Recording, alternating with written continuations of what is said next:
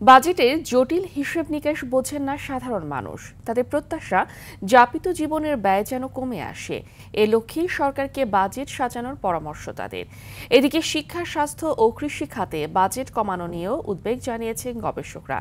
এছাড়া প্রস্তাবিত বাজেট আগের সরকারের ধারাবাহিকতা বলছেন রাজনৈতিক বিশ্লেষণরা। বিস্তারিত আব্দুর রহিমের রিপোর্টে। জাতীয় বাজেটকে দেশের অর্থনৈতিক দলিল হিসাবে মূল্যায়ন করা হয়, তবে এই দলিলের প্রতি সাধারণ মানুষের আগ্রহ কম।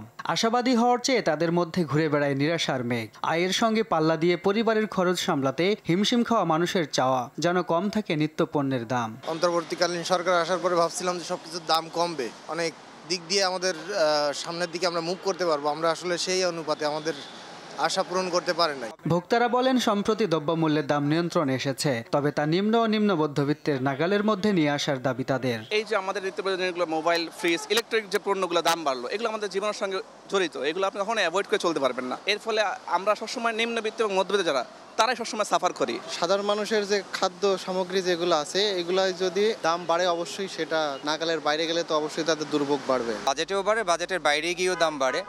যেমন বলা হচ্ছে সাবানের দাম বাড়বে।